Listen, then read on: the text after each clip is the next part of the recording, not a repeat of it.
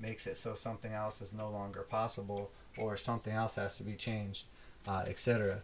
So it is definitely an interesting experience messing with this stuff and everything, but it's awesome. I'm not gonna lie, I have truly enjoyed it so far, and will continue to enjoy it, I'm sure. So now let's see, we're gonna need another couple of these guys.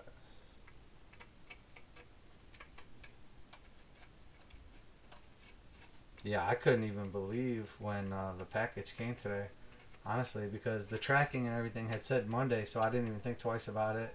And with the holiday, you know, I figured it was going to be the other way around, where they would be backed up, so, you know, it'd take them longer to get everything out. But in fact, it was probably the other way around, because the holiday, you know, they probably had extra people working to get caught up.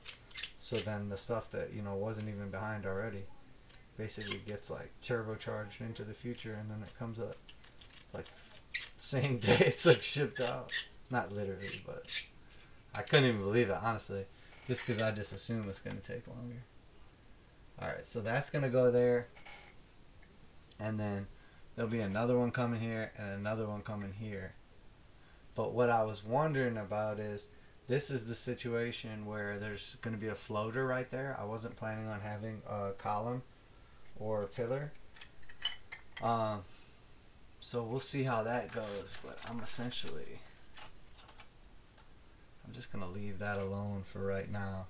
So I basically need 3 more of these and 1 more of, not like this whole 3-piece, but 1 more of the central pieces, because I think what's going to end up happening is, we can kind of look at this now, but when I take these 2 pieces and I put them together, I don't think, because how they overlap that little piece, it's not going to take up enough space.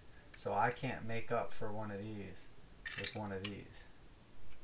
So even if you don't use a column, you still need to use that piece, or else it's not going to space out correctly. So like right here, that's going to line up correctly.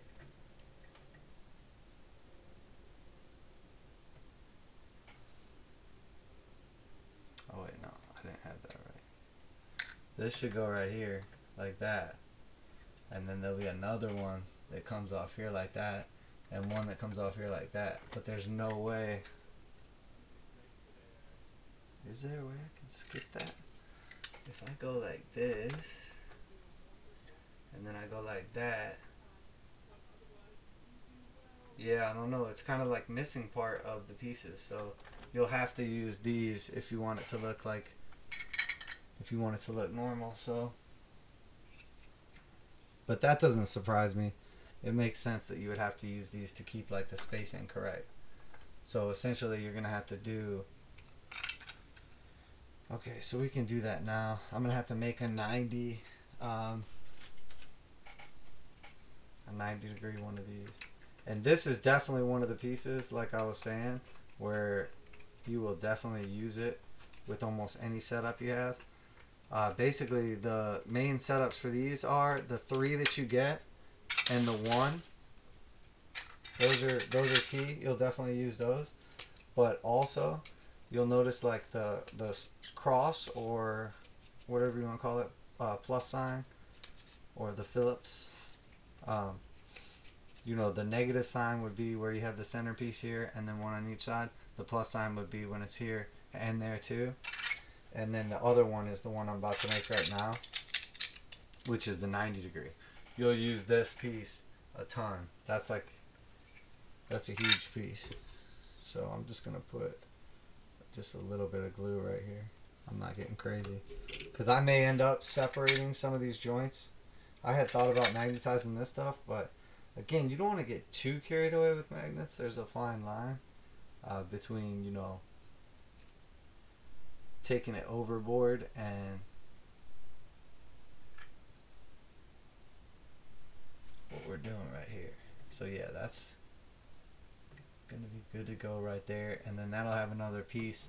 And because how this is gonna be essentially like a floater, I'm gonna have to put a little dab of glue on that other one as well. Man, did I already go through all these? Jeez. Yeah, you really do go through this ceiling stuff quick. So yeah, all right. So basically, we're not using like any of these, because the way this is working,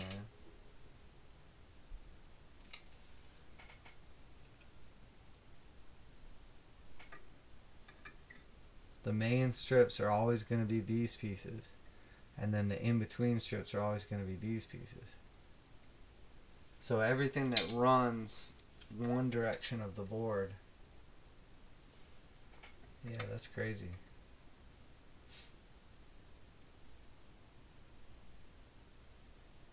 So it can only ever be the 4 pieces in between. The ones that run on the crosses are always going to be these floor pieces, and the ones that fill out the in-between floor are always going to be these floor pieces. So you will end up, depending on your situation, with more of some and less of the other. That is interesting and definitely good to know. That is definitely interesting. Okay, so let me cut out one more of these, and then you can kind of go from there, because this is the last piece I need to complete that portion of it, and then maybe I'll do like the spiral stairs or one of them.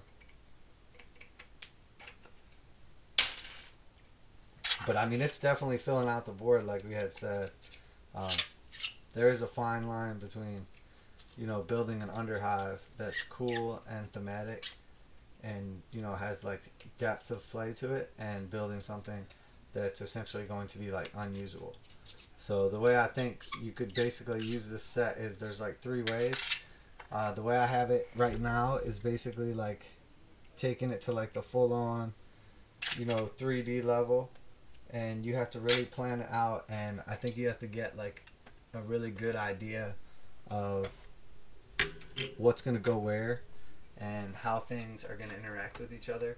And you definitely have to, like, I think, spend a little time like adjusting things and making sure that, you know, this aligns with that, etc., etc.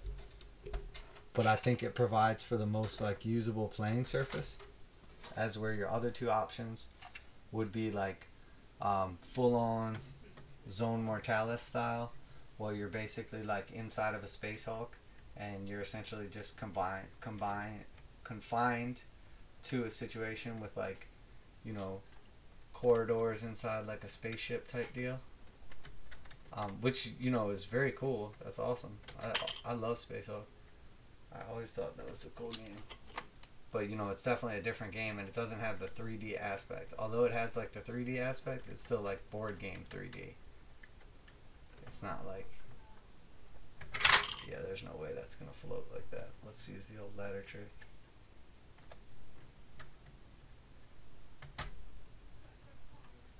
There we go. Nah, it's just not gonna happen. Gotta do the unthinkable.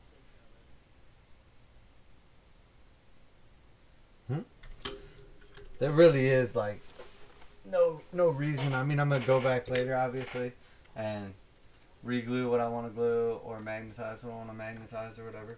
But there's no reason. The way this board's gonna end up getting used, there's no reason I shouldn't be gluing some of this stuff. Especially like the fact that I can lift it all off here and still like conveniently paint it. It's not that big of a deal. But realistically, if you just do like a light super glue coat, you can just pop it off, like break it, no problem. If you want to take it back off for painting or whatever, but you can definitely position it for mock-up and get a nice idea, like, you know, what to expect. Obviously, that looks pretty awesome. Definitely gives like some serious depth to the underhive. That is sweet. Unfortunately, man, did we ever go through some stuff. These pieces over here are gonna use a lot more of the stuff we didn't use, but man, that is crazy. let's go ahead and do a little spiral staircase. I'm gonna use, again, I like the pattern on this guy, and for some reason, like probably because it comes with the stairs and it's probably designed to look like stairs, but in my opinion, shoot, in my opinion, they killed it, because it does. It looks just like stairs. It looks awesome, and it looks like the specific, like, perfect spot where you'd want to put it is at the stairs. So that's exactly what I'm gonna do. All right, let's get this all back.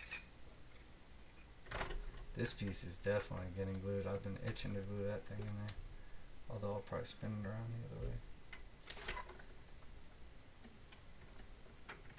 And that is one thing I may magnetize, is stairs, because there are some situations where that could be useful. Like if you wanted to sometimes have spiral stairs and other times not. So it gives you like a little bit more of an option. But I'm going to go this way, so I have, you probably can't see it, but I have the nub just kind of sticking off the end. So the idea with this, I think, is going to be, rather than ever like taking apart this board necessarily, what we may do is just expand onto it. So we would basically have like a whole season on this board or whatever, and then potentially have either like a whole season on another board, or expand this board into, you know, basically instead of like 4 of these squares, turning it into like 6 squares instead. So, but again, we're just like toying with the notion of it. Necromunda just hasn't been big around here, and there hasn't really been any kind of following for it. So it hasn't really been like options. But to tell you the truth, like with this kit coming out and everything like that, there has been like sort of a rebirth, or whatever you want to call it. I guess like really it's a birth. It's not a rebirth, because there was nothing before and now there is. So, but anyway, you know, we may see people that's interested in it for the first time, not just like me and my bro coming back into it after like, you know, years without playing. So we'll see. And the rules, honestly, the rules seem like they're a little more in-depth, which they were already pretty in-depth before, but I don't think like in a bad way or anything like that. I always liked like how in-depth they were, and we always really liked like the thematic like kind of campaign. My brother's like a little less into like the competitive aspect of it, so we kind of come from like different backgrounds in that sense. Like I've always been like more into like competitive play, and always really enjoyed like competitive things in general. And he's the opposite. Like he likes like the D&D kind of like thematic storyline, storytelling kind of like situation. Which it's not that I don't like that, but for me, I don't know. I'm more of like a measurable person. I like to have like measurable results. So like if you can know like you need this to hit and you do this many wounds and everything, to me it's like a lot more fun than basically having like a DM or whatever who's just like, you know, change. It sort of feels like a video game that you're playing, and they can like change the difficulty as it goes. So I guess in a lot of ways that's good, but also it's bad, because it's like, yeah, when you're dominating it's awesome, but then